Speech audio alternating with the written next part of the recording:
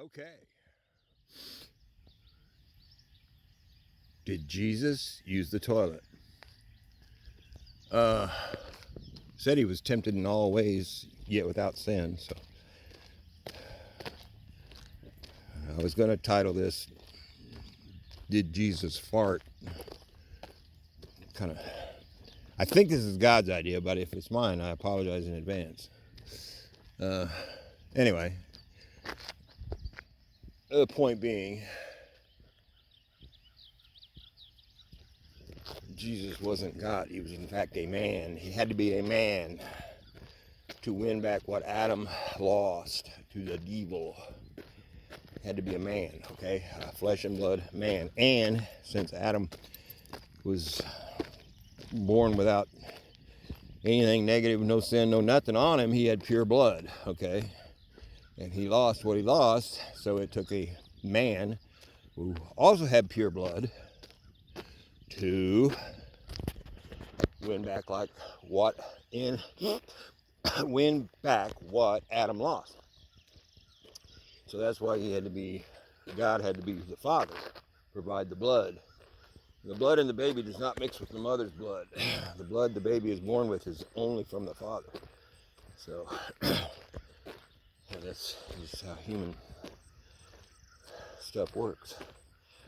And so he was a man, yeah. Toilet. And we used to have a recording studio, and on the way down the steps to the studio, we had a picture. It's called Laughing Jesus. You never see Jesus has always got that solemn look, and he's holding up the two fingers. But this was, he was laughing. And I saw another one where he was sitting in a chair and there was a dog at his feet. And you just don't, you just don't think of him in that way. But he was a man, and that's why everybody wants him to be God, so they can get themselves off the hook, because what he went through at the end there, especially, they rationalize it by going, well, he was God, he could hang on a tree. No, that's why it said he sweat blood the night before. So that's called pressure. So every time I do my coffee, that's my communion. I always do communion. Communion is you take a liquid in honor of his spilled blood, and you take a little bread or whatever in honor of his broken body. It's a good idea to bless those elements before you take them, and then you do it in his honor, and that's it. You can do it in 2 seconds. Oh shit.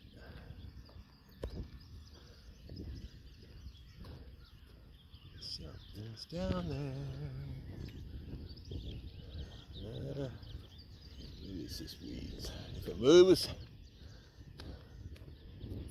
we got trouble. Anyway, so you do communion often. It's a big deal. It's a big deal. So, I guess my point of this is that a lot of these star seeds and people on doing the podcasts and stuff that I watch all the time, all they have from religion is a bad experience from the church. So they really didn't get any real. I went through a thing called Way International. They were a biblical research and teaching. They were not a church. They just did research and teach, and they were very accurate. They didn't know anything about life after death. That's where they drew the line. But so I knew way more than the churches knew, and so I see these star seeds. They all want to believe in God, but they kind of poo-pooing Jesus, But God makes it real, and I haven't seen any reason to doubt what I've learned. He makes it real, extremely clear that he had a human son, and he would really like it if you believed it. And believe that he raised him from the dead. And then you are what's called born again, if you believe those two things. You believe God had a human son, and you believe God raised him from the dead. That's the only two requirements. I think you'll make it into the new world that's coming just by being at least 51% in service to others rather than yourself. But I think in the next life, credentials of being born again is going to really pay off. And also, when you get born again, you have what's called Holy Spirit. It comes in and juices up your spirit you were born with, and gives you a better connection where you can hear better and all that. And so, I don't know.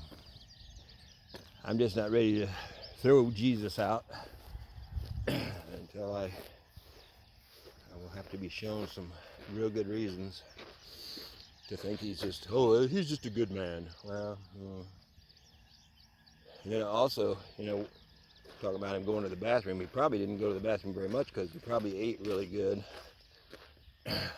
Cat Kerr said he likes honeycomb, and in the Bible he's always showing up with fish and bread for people. So I'm assuming he ate fish and bread, or at least he provided it for people.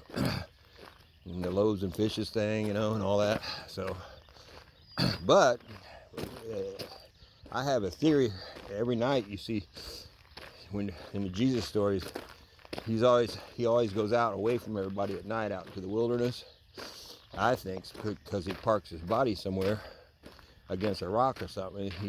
Every night he would leave his body and astro travel.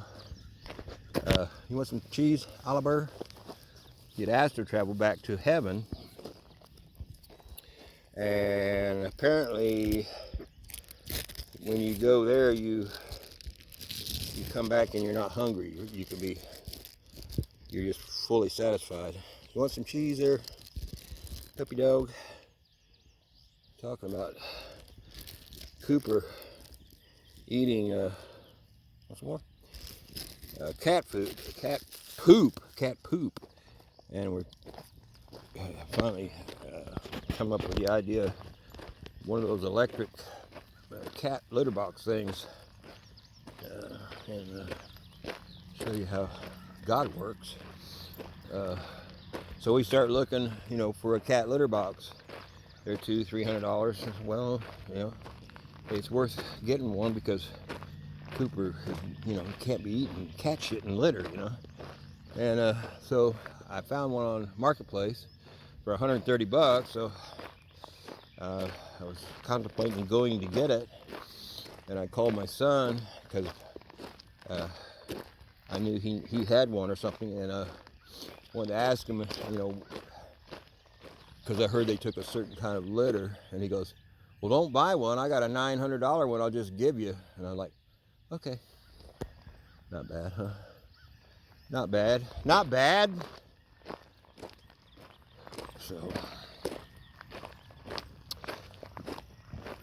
So the idea is to get closer and closer and closer to God. And I think if you believe God had a human son, we call him Jesus. Who knows what his name was?